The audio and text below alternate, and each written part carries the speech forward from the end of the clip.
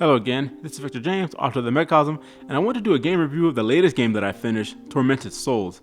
But big shout out to Show Ryu Game, who brought this game to my attention. Go check out his channel. I've always been a fan of the survival horror genre. I'm old now, and I've been playing survival horrors almost since the genre began. Sweet Home is actually considered the very first survival horror game that came out in 1989. Now I never played this game, but I did watch my friend play Alone in the Dark, which came out 2 years later. Now don't get on me, computers were very expensive back then and I was just a military brat. But I did play Capcom's very first Resident Evil game that came out in 1996. With its creepy interior, genre-defining settings, bulky mechanics that actually made it harder, and a really decent story, Resident Evil defined that subgenre that would go on to rake in billions as other companies copied their recipe and added their own twist to the survival horror genre. But as the genre went on, many survival horror games morphed into basically horror action and abandoned mechanics of the past. For example, limited resources and resource management were vital in early survival horror games, but later games in the genre pretty much allowed you to run and gun. And full disclosure, that's exactly what I tried to do in my first playthrough of Tormented Souls. And I lost. Like most true survival horror games, if you try and play them like an action game, you'll get to that point where you can't continue anymore, and that happened to me. I was once again faced with a decision that I made 30 years ago. Do I try and run through all of this and get to the end, or do I start over? So yeah, I had to start over, and that just makes me love Tormented Souls even more. So Tormented Souls came out in 2021. It's a survival horror game that took you back to the old school. It stars protagonist Caroline Walker, who gets a photo in the mail of twin girls that prompts her to visit the Wildberger Hospital to investigate what happened to them.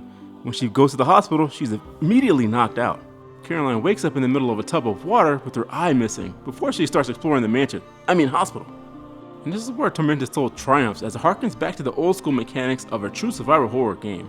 The atmosphere is eerie and oppressive, the mechanics are a bit clunky, which are made worse by the old school dramatic camera mechanics that can switch on you at the exact wrong time. And this might sound like negatives, but this is what survival horrors used to be about. You had to fight against not only the creatures, but the environments and the limits set by the devs. Caroline is armed with a crowbar and a modified nail gun throughout the game. She supposedly could run, but it's barely faster than a walk, I noticed. And she has a jump back and dodge mechanic that is almost useless against most enemies. And the enemies are actually pretty varied. The most prolific enemy you'll see in Tormented Souls is the Acid Spitter, which is a legless zombie kind of creature that shuffles along the ground. It lashes out at you with big claws that you can dodge, but then it spits acid at a very long range that does a significant amount of damage. Another enemy type that you see frequently are the wheeled monsters, which are these creatures in these wheelchairs that come at you fast and follow you around the room to unleash melee attacks. Both enemies take a decent amount of nails to take down. In my earlier run, I was pumping them with nails until they were dead, but I found out in my second run that knocking them down and then changing to the crowbar was the most effective combination to preserve ammo. But that strategy works less on the slider and the slasher enemies, who take a considerable amount of damage and usually will get back up even when you're beating them with a crowbar. And when you're within their range, they will unleash devastating melee attacks that forces you to use precious medical and first aid kits just to stay alive. But the good news is that Tormented Souls actually does give you better weapons. Eventually you're given a shotgun and then a stun gun. Both have to be put together by finding the parts in the vast hospital. So it's very possible that you might never find them at all, since Tormented Souls does not hold your hand when it comes to difficulty. There were many parts of this game that I was forced to run through to conserve ammo and health, so I can see easily missing these bits and pieces of these secondary weapons. As you play through the story, Caroline is aided by a priest who shows up to explain things about the hospital. Not to give too much away of the story, because I really want people who like survival horror games to give this game a try, but there is a cult who ran the mansion who conducted experiments to bring back something. As you explore the hospital, you will find that parts of various diaries and logs talking about this creepy experiments and the monsters that the cults are trying to revive.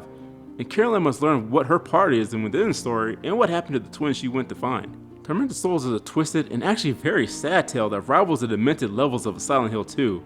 As you learn about what happened to the twins and their parents and what they had to endure at the hospital, it makes you want to find the twins and take them out of that hellhole.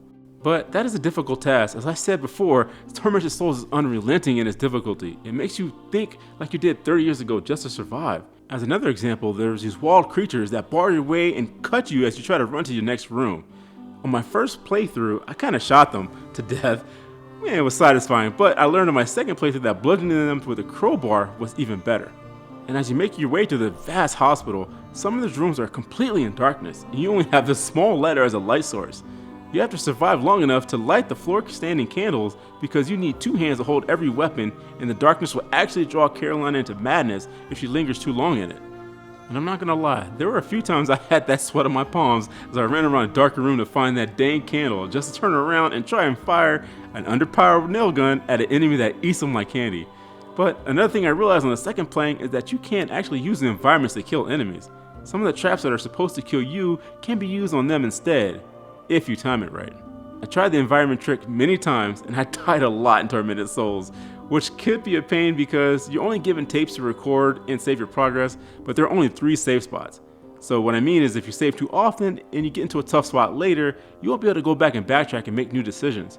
So I was forced to venture out for hours, pressing my luck with ammo and first aid conservation to go as far as I could before I used those precious tapes to record my progress. Tormented Souls really does bring it back to the old school survival horror games, combining limited resources with powerful enemies and a stifling atmosphere that has insane puzzles to access new wards and floors. And I'm not lying or exaggerating when I say that these are probably the most difficult puzzles I've ever endured in a survival horror game. Now, depending on how you like to play, this may be good or bad. But many of these puzzles will have you backtracking throughout the hospital, even going back to the beginning areas to take advantage of things like computers and freezers that you found earlier, while others will have you staring at the screen for at least an hour trying to piece together the vague clues that are found in the room. Now, I can't lie to you, I don't have a great puzzle brain. I don't consider myself dumb, but I do spend a lot of my time at work in my day job analyzing things, so I usually don't have the patience to spend hours trying to figure out puzzles like I did when I was younger. There are many puzzles I actually had to look up, and I can admit that there was no way I was ever going to figure them out on my own. I actually give gamers credit who figured them out without any help because sometimes the clues were so obscure in Tormented Souls that even after I did get the answer, they still made no sense. Now I'm looking at you, Clock Puzzle. And there are many doors that are locked that have obscure puzzles above the lock key that you have to figure out as you go along. But good luck with those because I had to look some of those up too and they were very difficult. But I was actually happy that I actually got most of them on my own. So overall, Tormented Souls was a great return back to survival horror roots. It took me about 11 hours to play, and I was lost in the game those entire 11 hours.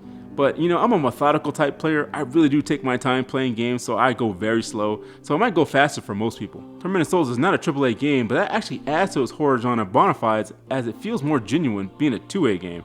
So if you like old school survival horror games that will take you through a nightmare scenario with a tragic story that makes you actually care for the characters that you're involved with, I would give Tormented Souls a playthrough. Just remember to conserve your resources. Not everything needs to be killed. I also want to remind you about my first book in the Megacosm Fiasco Adventures that's available on Amazon. This is the first book in the Megacosm that kind of gives you the groundwork of what the Megacosm is all about. It's not a must-read before my second book, The Requiem, comes out in a few months, but there are some characters that cross over. And I also want to remind you about my novelette, The Mark, which is available on Amazon for 99 cents. This book is actually selling very well these days. People are really enjoying it, so I'd go ahead and give this a pickup too. I mean, it's only 99 cents. And just one last reminder that my website, themegacosm.com, is available for you to read short stories for free, and you can actually go and read my Megacosm thoughts, and actually have a gallery for my characters, and I have links to my videos and some other articles that you probably haven't read that you don't know that since I write for bleedingfool.com. But that's all I want to say about this. God bless you and keep you. That's it, I'm done.